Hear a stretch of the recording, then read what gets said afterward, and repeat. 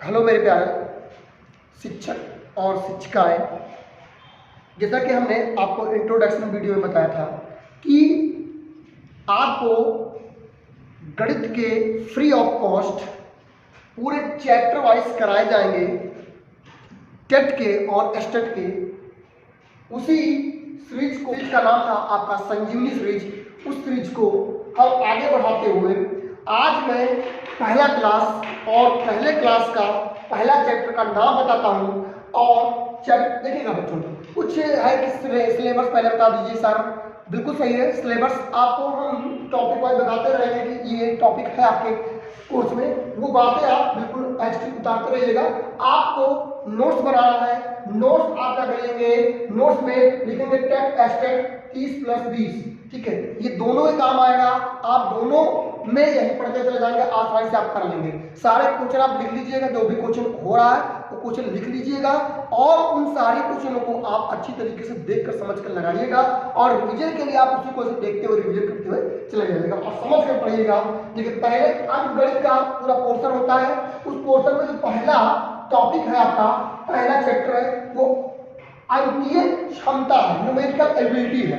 मतलब आप टीचर बनने जा रहे हैं तो आपकी न्यूमेरिकल क्षमता, सोचने की क्षमता कितनी है, बच्चों को आप किस तरीके से समझा पाएंगे, ये बातें इस टॉपिक में बताई जाएगी कि आप कैसे आप बच्चों को आसानी से कम समय में और कैसे आप बच्चों को सिखा सकते हैं। ये बातें इन सब एग्जाम में पूछी जाती है और वही IST आपको बच्चों पर अप्लाई करनी होती है जब आप टीचर बन जाते हैं। तो कैसे आप इसका यूज करेंगे, तो इसके लिए सबसे पहले आप समझिएगा, आप शिक्षक बन जाएंगे तो आपको अगर गणित पढ़ाना होगा तो इस नोट से आप आसानी से पढ़ा सकते हैं। सभी प्राइमरी और जूनियर तक के बच्चों को बिल्कुल बेस टू बेस बताया जाएगा, आप उसके लिए बिल्कुल निश्चित रहिएगा। सबसे पहले आपका हेडिंग रहेगा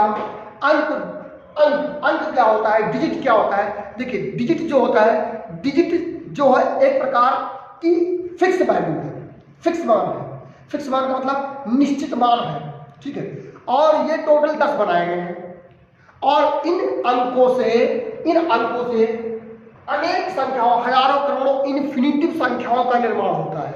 इन अंकों से इन्फिनिटिव संख्याओं का निर्माण होता है। बच्चों ये बात अपने दिमाग में बिठा लीजिए। तो अंक जो होते हैं वो फिक्स मान होते हैं, निश्चित मान होते हैं और वो होते कितने हैं, 10 होते हैं। और वो अंकों की जो 10 संख्या 0, 1, 2, 3, 4, 5, 6, 7, 8, 9 का ही बस ये 10 हो गया। इनका चक्कर 1, 2, 3, 4, 5, 6।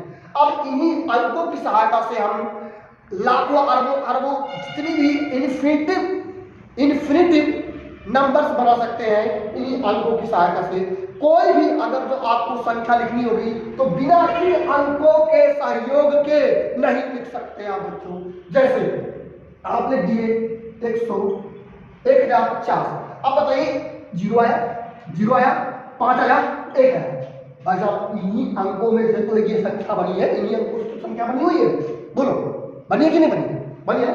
तो भाई साहब एक बात ध्यान दीजिए, इन्हीं अंकों से ही इन्फिनिटिव नंबर का निर्माण होता है। इन अंकों के बाद जो अगली हेडिंग आपकी होगी उस संख्या की होगी बच्चों।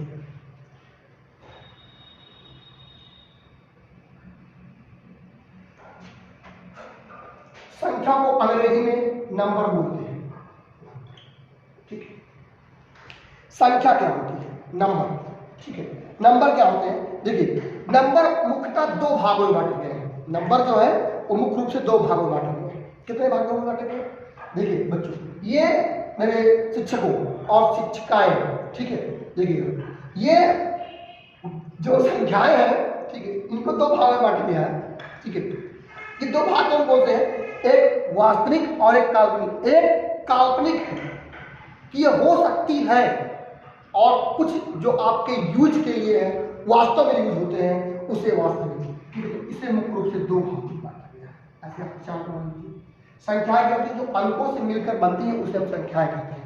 अगर आपको हेडिंग लिखना हो तो यहाँ लिख लीजिएगा, अंकों से मिलकर जितने भी नए अंकों का निर्माण होता है वो सभी संख्याओं के अंतर्गत आती है। इनको 2 रूप में बांटा गया है। एक होती है वास्तविक संख्या। क्या होती है बच्चों? मेरे शिक्षकों वास्तविक संख्या है। ठीक।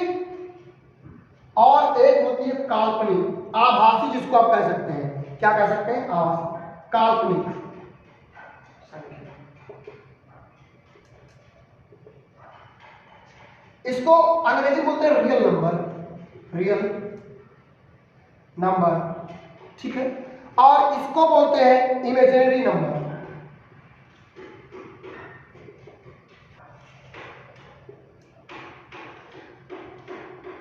इमेजिनरी नंबर, ये दो भागों में बांटा गया है, ठीक है बच्चों, ये दो भागों में बांटा गया है। संख्याओं को दो भागों में बांटा गया है, एक होती है वास्तविक संख्या और एक होती है काल्पनिक संख्या।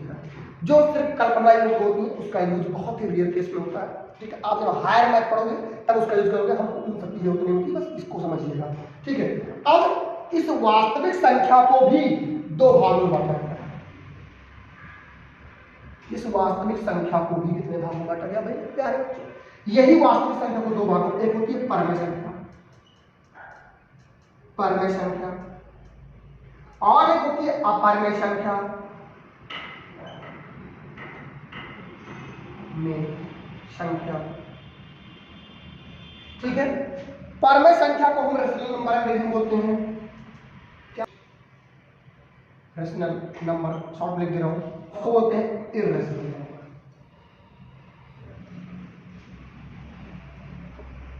ठीक, देखिए संख्याएं क्या होती हैं? संख्याएं जो अंकों से मिलकर जितने भी इनफिनिटी नंबर का निर्माण होता है, जितने भी इनफिनिटी अंकों का निर्माण होता है अंकों से मिलकर, ठीक, जितने भी नए नए अंक बनते जाते हैं वो सब संख्याएं होती हैं। इनको दो भागों में बांटा गया है, एक वास्तविक और एक काल्पनिक।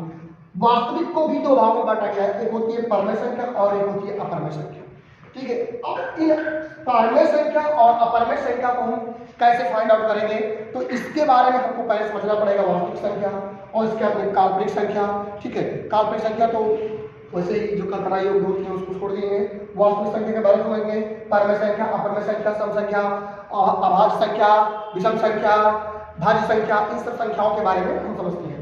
देखिएगा वास्तविक संख्या क्या होती है? वास्तविक संख्या हम बच्चों किसे कहते हैं इसके बारे में समझिए। देखिए वास्तविक संख्याएं वह संख्याएं होती हैं जिसका यूज हम किसी प्रश्न में हल करने के लिए करते हैं। वास्तविक संख्या वह संख्या होती है जिसका यूज, जिसका उपयोग हम किसी प्रश्न को हल करने में उपयोग करते हैं, वो वास्तविक संख्या है।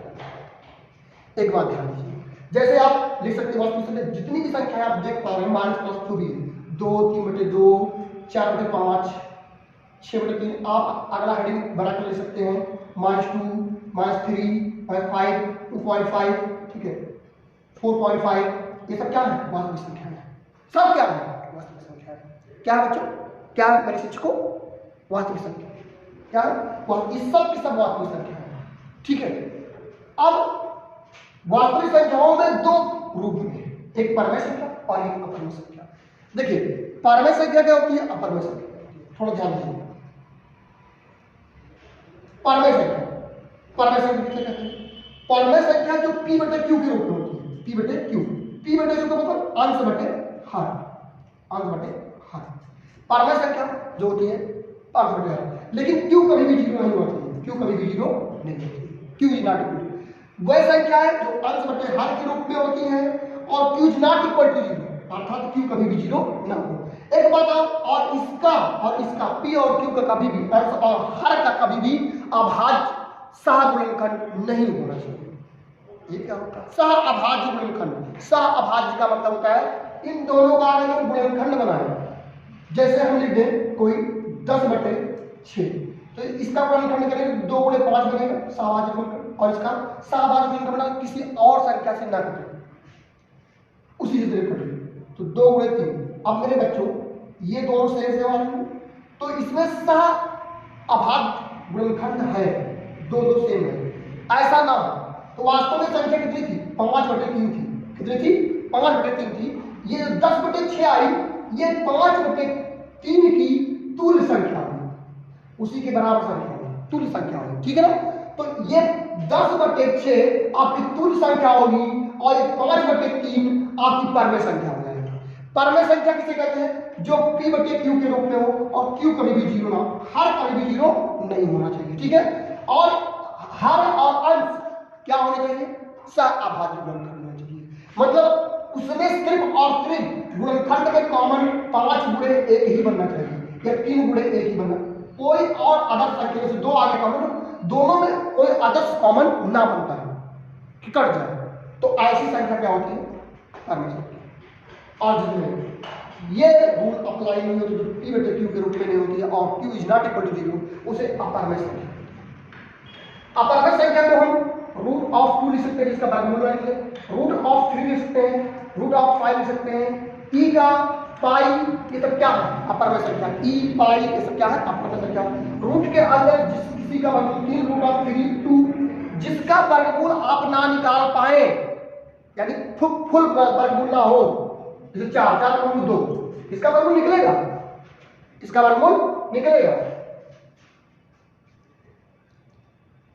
इसका वर्गमूल निकलेगा, इसका वर्गमूल 2 होगा, ये पूर्ण रूप से इसका वर्गमूल निकल रहा है। परंतु रूट ऑफ 2 का, रूट ऑफ 3 का, रूट ऑफ 5 का, 3 रूट ऑफ 2 का, इन सब का वर्गमूल नहीं निकलेगा, ठीक है, पूर्ण रूप से नहीं निकलेगा। तो इन सब संख्याओं को क्या कहते हैं, अपरमेय संख्या कहते हैं मेरे शिक्षकों। और परमेय संख्या कहते हैं, किसे कहते हैं, सभी संख्याएं परमेय संख्या के अंतर्गत आ जाएंगी, बस इनको छोड़कर, यानी p बटे q के रूप में होनी चाहिए, p बटे q के रूप में, q कभी भी 0 ना हो। और इन दोनों में कंडीशन है कि एक के अलावा कोई और दूसरा उसका गुणनखंड से ना बने, बात समझ रहे? तो ऐसी संख्याओं को हम क्या कहते हैं, परमेय संख्या कहते हैं। बात इतनी क्लियर हो चुकी है, ठीक है। तो शिक्षक और शिक्षिकाएं, हमने बताया कि वास्तविक संख्या, कौन सी संख्या, वास्तविक संख्या,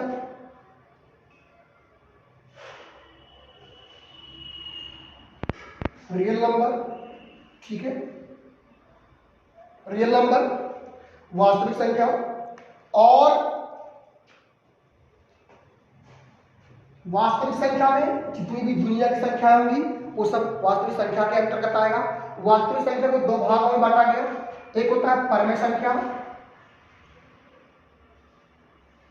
परमेय संख्या, रैशनल नंबर।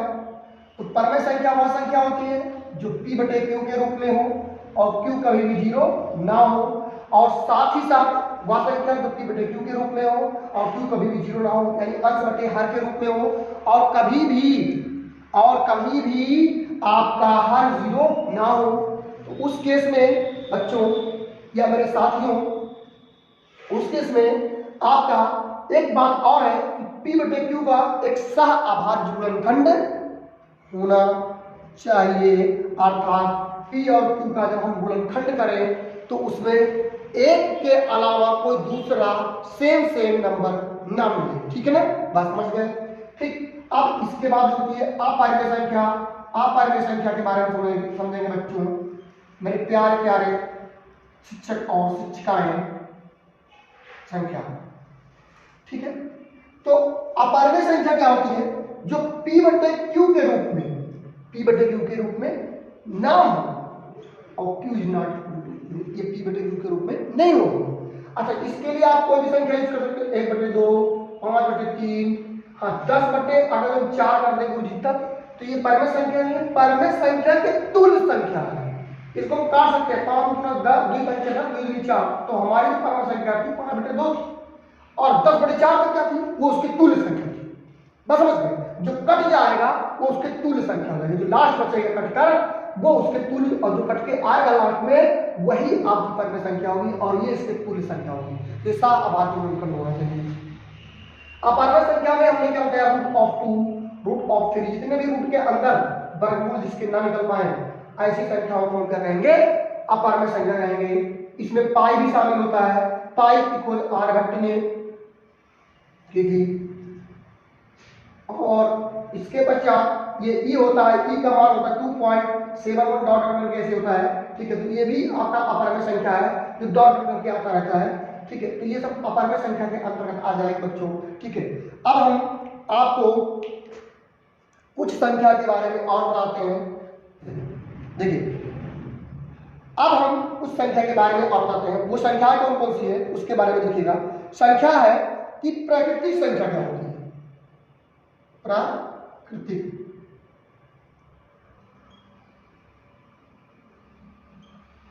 प्राकृतिक संख्या कौन सी होती है बच्चों? ठीक है मेरे मित्रों, नेचुरल नंबर, नंबर किस तरह आप लिखेंगे? ठीक है, नंबर, नेचुरल नंबर। देखिए प्राकृतिक संख्या, ये प्राकृतिक संख्या क्या होती है इसके बारे में समझते हैं। प्राकृतिक संख्या वह संख्या है जो गणना योग्य है, जिसकी सहायता से हम गिन सकें। गणना योग्य का मतलब जिसका हम काउंट कर सकें। कहाँ से आप काउंटिंग स्टार्ट करते हो? अगर कुछ गिनना हुआ तब कहाँ से स्टार्ट करोगे? एक से ना स्टार्ट करोगे, 1 2 3 4 5 6 7 8 9 10 इस तरीके से गिनना स्टार्ट करोगे। कुछ भी गिनना हुआ, सिक्का गिनना हुआ, नोट गिनना हुआ, तो एक से सर्वप्रथम एक की वरीयता देते हैं। तो उस केस में जो प्राकृतिक संख्या होती है वो एक से स्टार्ट होती है। 1 2 3 4 5 6 डॉट डॉट ये कहाँ तक जाएगी? अनंत तक जाएगी। कहाँ तक जाएगी? अनंत तक जाएगी ये प्राकृतिक संख्या। ठीक है, और प्राकृतिक संख्या को हम परमेय संख्या भी कह सकते हैं। कैसे? क्योंकि जितनी भी संख्या है उसके बटे हम एक कर सकते हैं, तो p बटे q के रूप में वो। तो जितनी भी प्राकृतिक संख्या होती है उसे हम परमेय संख्या भी कह सकते हैं, कहते हैं। नेचुरल नंबर को कैपिटल एन से प्रदर्शित करते हैं। किससे पहले करते हैं? नेचुरल नंबर को कैपिटल एन से प्रदर्शित करते हैं। It is denoted by capital N. तो नेचुरल नंबर को हम कैपिटल एन से प्रदर्शित करते हैं। ये मेरे मित्रों नोट करके आप लिख लीजिएगा। इसके पश्चात हम नेचुरल नंबर की कुछ गुण समझेंगे, प्रॉपर्टी समझेंगे, कुछ नेचुरल नंबर के गुण समझेंगे। बात को समझिएगा। देखिए नेचुरल नंबर के कुछ गुण के बारे में समझते हैं, प्रॉपर्टी के बारे में समझते हैं। ठीक है, कि गुण क्या है? देखिए पहली बात, पहला जो गुण है ये नियम है, समवर्ग नियम। इसको अंग्रेजी में बोलते हैं बच्चों मेरे क्लोजर लॉ। क्लोजर लॉ, ठीक है, क्लोजर लॉ। तो ये क्या होता है? देखिए ये यह है कि किसी भी, ऐसे लिखेंगे, लिखना हो तो लीजिएगा, किन्हीं भी दो प्राकृतिक संख्या को जोड़ने से जो संख्या प्राप्त होती है वह भी प्राकृतिक संख्या होती है। जैसे 2 + 3 जोड़ेंगे तो क्या है? 5 आएगा। 1 + 5 जोड़ेंगे, दोनों प्राकृतिक संख्या, दोनों जोड़ेंगे तो कितना है? 6। तो 5 और 6 भी तो प्राकृतिक संख्या है। तो दो प्राकृतिक संख्याओं को जोड़ने से जो प्राप्त संख्या होती है वो भी प्राकृतिक संख्या ही होती है। इसी को क्या कहते हैं? समवर्ग नियम कहते हैं। दूसरा नियम है सहचर नियम। सहचर नियम, इसको अंग्रेजी एसोसिएटिव लॉ, एसोसिएटिव लॉ। ठीक है, यह क्या होता है इसके बारे में समझते हैं। सहचर नियम क्या होता है? कोई 3 संख्या है, जैसे a है और b है और c है, तो पहले आप b और c को जोड़ लीजिए। पहले आप b और c को जोड़ लीजिए और बाद में a को जोड़िए, तो किसके बराबर होगी? पहले आप a और b को जोड़ेंगे और बाद में c को जोड़ेंगे, ये दोनों आपस में बराबर होगी। दोनों संख्याएं आपस में बराबर होगी। कि अगर कोई 3 संख्या है, 3 संख्या हमारे 2 3 और 4 है, पहले 3 4 को जोड़े, फिर बाद में 3 4 कितना हो जाएगा? 7 2 9। या पहले 2 और 3 जोड़े, 2 और 3 और 4 9, तो दोनों तरफ की संख्या बराबर आएगी। ये जोड़ में भी यही लागू होता है और गुणा में भी यही लागू होता है। जोड़ में और गुणा में, यानी मल्टीप्लाई में और एडिंग में, दोनों में यही लागू होता है कि a cross b cross c पहले कर दीजिए और बाद में कह सकते हैं कि a क्रॉस b, बाद में क्रॉस c करिए, तब भी यह वैल्यू फाइंड आउट करके आएगी। इसी नियम को हम सहचर नियम कहते हैं बच्चों, मेरे प्यारे प्यारे शिक्षक और शिक्षिकाएं, इसी को हम सहचर नियम कहते हैं। आइए अगला नियम समझते हैं, क्रम विनिमय नियम। क्या है? क्रम विनिमय नियम। क्रम विनिमय नियम, इसको अंग्रेजी में बोलते हैं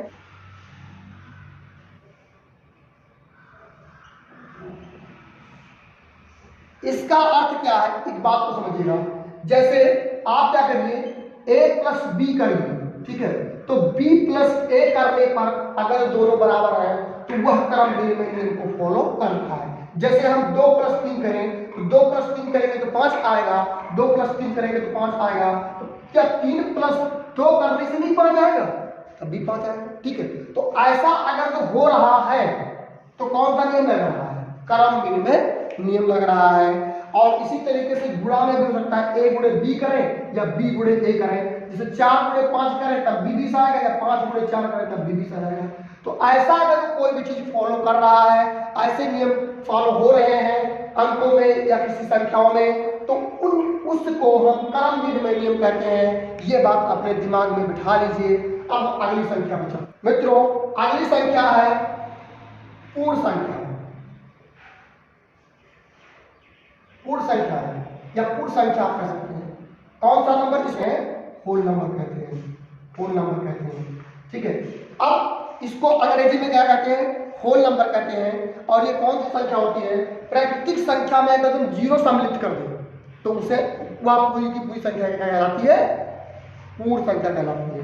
कौन संख्या कहलाती है? पूर्ण संख्या। तो पूर्ण संख्या आपकी हो जाएगी 0 1 2 3 4 5 6 डॉट डॉट डॉट करके आप इन्फिनिटी तक जा सकते हैं। ठीक है, तो ये कौन सी नंबर कहलाएगी? आपकी पूर्ण संख्या कहलाएगी। इसी को अंग्रेजी में होल नंबर कहते हैं बच्चों। ये बात अपने दिमाग में बिल्कुल बिठा लीजिएगा। अब आते हैं पूर्णांक संख्या। पूर्णांक संख्या, पूर्णांक संख्या, पूर्णांक को हम इंटीजर बोलते हैं। Integer, integer number.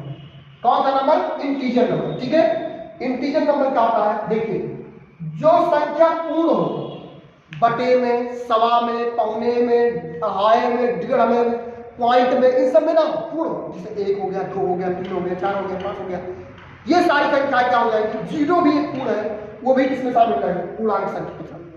लेकिन पूर्णांक संख्या प्लस भी होती है और माइनस भी होती है, ये भी ध्यान रखिएगा। तो पूर्णांक संख्या के लिए हम एक नंबर लाइन करते हैं 0 1 इंटीजर नंबर के लिए, 2 3 4 इस तरीके से डॉट डॉट आगे बढ़ सकते हैं। इधर -1 -2 -3, ये सब कौन संख्या है? इंटीजर नंबर आई से प्रदर्शित किए जाते हैं, किए जाती हैं, या जेड से प्रदर्शित की जाती है। किससे प्रदर्शित की जाती है? आई से या जेड से। जो पूर्ण संख्या होती है वो चाहे धनात्मक हो और ऋणात्मक हो, उन संख्याओं को हम क्या कहते हैं? पूर्णांक संख्या कहते हैं। पूर्णांक संख्या दो तरीके की हो सकती है, एक धनात्मक पूर्णांक, धनात्मक पूर्णांक, इसको अंग्रेजी में पॉजिटिव, पॉजिटिव इंटीजर कहते हैं। पॉजिटिव इंटीजर आप लिख लीजिएगा। ठीक है, पॉजिटिव इंटीजर वह संख्या है जो धनात्मक होती है। अब देखिएगा, वह पूर्णांक संख्या है जो धनात्मक होती है। तो बताइए बच्चों, इसमें धनात्मक कौन है? धनात्मक कौन है? धनात्मक कौन है? बताइए जल्दी से। धनात्मक क्या जीरो है? जीरो ना तो धनात्मक है और ना ही ऋणात्मक है। एक से स्टार्ट करेंगे तो हमारा 1 हो गया, 2 हो गया, 3 हो गया, 4 हो गया। तो धनात्मक पूर्णांक संख्या को हम i प्लस लिखते हैं। धनात्मक पूर्णांक संख्या को i प्लस या z प्लस लिखते हैं।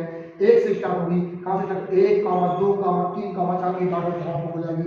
और यहीं जब हम ऋणात्मक करते हैं तो ऋणात्मक संख्या, जो ऋण वाली संख्या होती है उसी को हम ऋणात्मक पूर्णांक कहते हैं, उसी को हम ऋणात्मक पूर्णांक कहते हैं। ये बात अपने दिमाग में बिल्कुल बिठा लीजिएगा। इसको निगेटिव, निगेटिव इंटीजर कहते हैं। इसको i माइनस या z माइनस से प्रदर्शित करते हैं। ये बात अपने दिमाग में बिठा लीजिए, i माइनस या z माइनस से। और ये हो जाएगी -1 -2 -3 डॉट डॉट करके। ये आपकी धनात्मक पूर्णांक होती है। धनात्मक पूर्णांक को हम प्राकृतिक संख्या भी कर सकते हैं। देखिएगा 1 2 3 से स्टार्ट हो रही है तो ये प्राकृतिक संख्या भी हो जाएगी। ठीक, ऋणात्मक पूर्णांक -1 -2 3, जीरो बाबू ना तो धनात्मक पूर्णांक होता है ना तो ऋणात्मक पूर्णांक होता है। वो एक स्वतः एक पूर्णांक होता है। स्वतः मतलब स्वयं से एक पूर्णांक होता है, वो उसका अस्तित्व जीरो ही होता है। उसको चाहे प्लस मिलाइए चाहे माइनस मिलाइए, उसको जीरो कर देगा। ये बात अपने दिमाग में बिल्कुल कॉपी कर लीजिए। अब अगले हम संख्या में चलते हैं। अगली संख्या होती है सम संख्या। सम संख्या के बारे में सुनेंगे। सम संख्या, सम संख्या, इसको इवन नंबर बोलते हैं।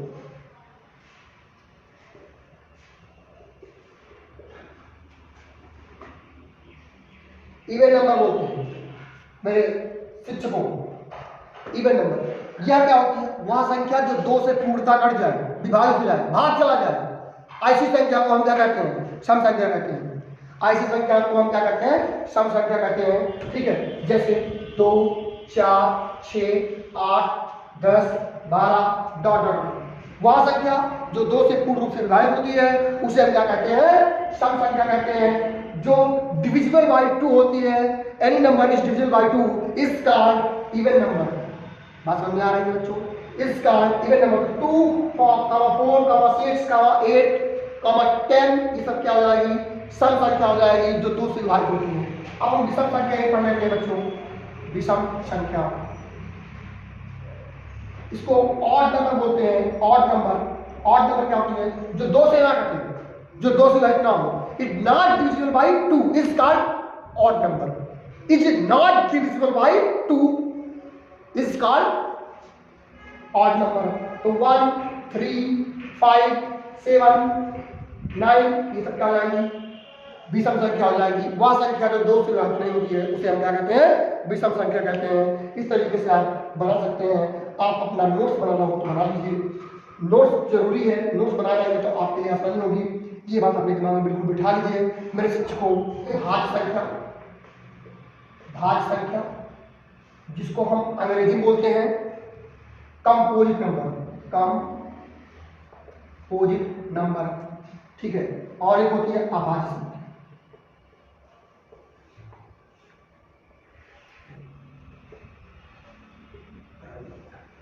इन दोनों को समझकर कुछ फार्मूले को समझ लेंगे और इसके बाद में ये वीडियो हम रोक देंगे। देखिए, भाज्य संख्या क्या होती है? वह संख्या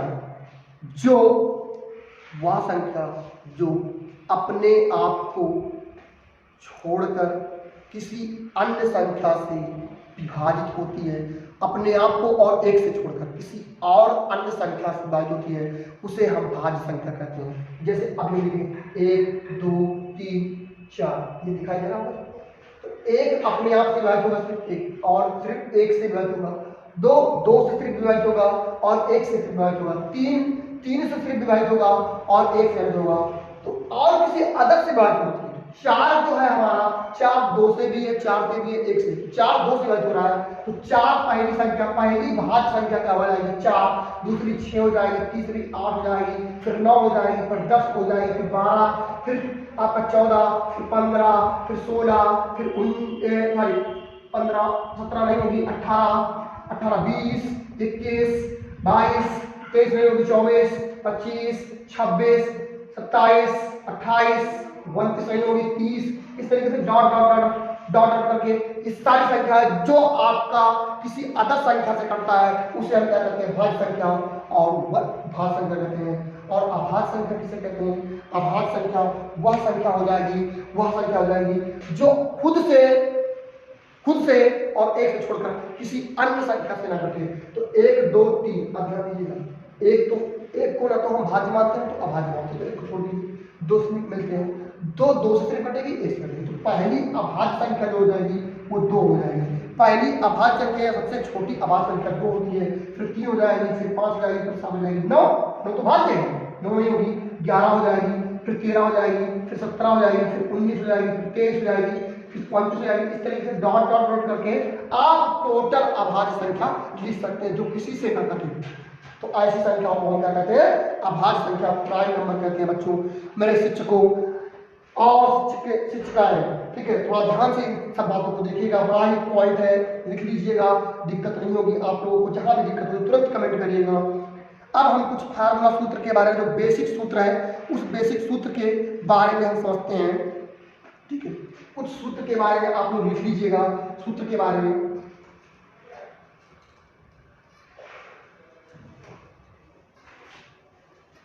आप लोग क्लास 5, 6, 7 में पढ़े होंगे। पहला सूत्र है, ये सूत्र हम फार्मूला लिखवा दे रहे हैं, आप लोग नोट डाउन कर लीजिएगा। फार्मूला, ठीक, कैसे आता है ये ध्यान दीजिएगा, ठीक है। a प्लस बी का होल स्क्वायर, ये होता है a square plus B square plus 2 times of A B. दूसरा फार्मूला होता है a माइनस बी का होल स्क्वायर, ये होता है a square plus B square minus 2 times of A B.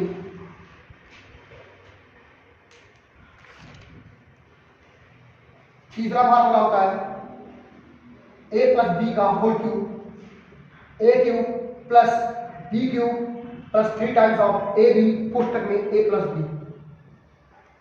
चौथा फार्मूला होता है a माइनस बी का होल क्यूब, आप लोग भी बोलिएगा a cube minus b cube minus 3ab कोष्टक में a माइनस बी। फिर पांचवा फार्मूला होता है a square minus b square का, तो ये होता है एक कोष्टक में ए प्लस बी और एक कोष्टक में ए माइनस बी, ये पांचवा फार्मूला होता है।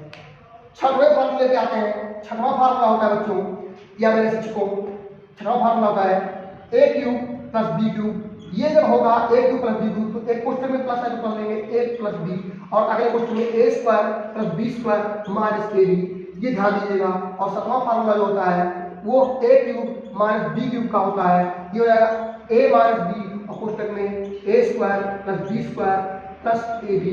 ये फार्मूला 7 फार्मूला आप लोग पहले इसको नोट डाउन करिएगा या स्क्रीनशॉट ले लीजिएगा। इतना फार्मूला अगर आपको पता है तो हम आसानी से सारे क्वेश्चन को हल करा देंगे आपको, उसके लिए आप बिल्कुल नहीं। अगर जो मान लीजिए 8वां फार्मूला है, अगर जो ए बी दो संख्याएं आपस में मल्टीप्लाई हो रही है, ठीक है, और इसके पावर कोई x है, दोनों के पावर कोई x, ठीक है, तो इसको हम अलग अलग भी ले सकते हैं, a के पावर x इंटू b के पावर x। ये बात अपने दिमाग में रखना है। अगर दो संख्या आपस में गुणा हो रही है, जैसे 5 गुणे 4 फिर पावर 2, तो इसको लिख सकते हैं 5 का स्क्वायर गुणे 4। ये बात अपने दिमाग में रखना है। बढ़ गया? ये 8वां था। अब 9वां देखते हैं। 9वां में अगर जो कोई बात a के पावर x है, ठीक है, इंटू a के पावर y है, दोनों का आधार समान है तो घात को आपस में जोड़ लेंगे, दोनों का आधार समान है तो घात को आपस में जोड़ लेंगे, तो x प्लस वाई, या इस तरीके से लिखा तो इस तरीके से भी हम लिख सकते हैं। ये भी बात अपने दिमाग में बिठा लीजिए, ठीक है। अब 10वां देखिएगा। 10वां में अगर a के पावर x लिखा है भागे a के पावर y लिखा है, पूरा तरह भाग हो जाएगा, तो इसको लिख सकते हैं a के पावर x माइनस वाई, ठीक है। इसको नीचे ले आइए फिर ऊपर ले जाएंगे तो माइनस हो जाएगा। तो यहाँ भाग में दिया है तो a के पावर x भागे a के पावर y को हम a के पावर x माइनस वाई लिख सकते हैं। ये बात अपने दिमाग में बिठा लीजिए। एक लास्ट 11वां पॉइंट लिख लीजिएगा कि अगर जो a के पावर कोई x दिया हुआ है और b के पावर कोई x दिया हुआ है, ठीक है, यानी ये पावर आपके समान है और दोनों बराबर, तो ये a वाला तो a b के हमेशा बराबर होगा। ये बात अपने दिमाग में बिठा लीजिए। बहुत सारे छोटे छोटे पॉइंट थे जिसको मैंने आपको बता दिया। और ध्यान दीजिए ये सारे क्वेश्चन आपको अब अगले वीडियो में आपको इसमें थोड़ा बेसिक पॉइंट थी तो हमने उसको समझा दिया। अगले वीडियो में थोड़ा बहुत जो बेस होगा उसको बताकर और मैं आपको क्वेश्चन करवाऊंगा कैसे क्वेश्चन बन रहे हैं टेट में, वो सारे क्वेश्चन जितने भी आए हुए सारे क्वेश्चन आपको कवर करा लिए जाएंगे। जितने भी सारे क्वेश्चन आए सारे के सारे कवर कराएंगे, उसके लिए आप बिल्कुल निश्चिंत रहिए मेरे शिक्षक और शिक्षिकाएं, ठीक है। और एक बात और ध्यान दीजिएगा, आप लोग नोट्स जरूर बनाइएगा ताकि दोहराने में आपको आसानी हो जाए, और साथ ही साथ आप लोग कुछ प्रयास करिएगा। और अगर जो नोट्स बना रहे हैं देख कर नोट बना रहे बाद में दोहरा लेंगे तो आपका कभी भी 30 में आप किसी भी साइड से 30 में 25 से कम नहीं होगा। अगर मैथ साइड से तो उसका 30 में 30 पक्का क्लियर है, उसमें कोई डाउट नहीं है। बायो साइड से भी तो लगभग कवर कर लेगा। कुछ हाई स्कूल तक जो मैथ किसी ने पढ़ा है तो उसके लिए बड़ा सिंपल रहेगा, यह मैथ बहुत ही आसान रहेगा, कोई दिक्कत नहीं होगी।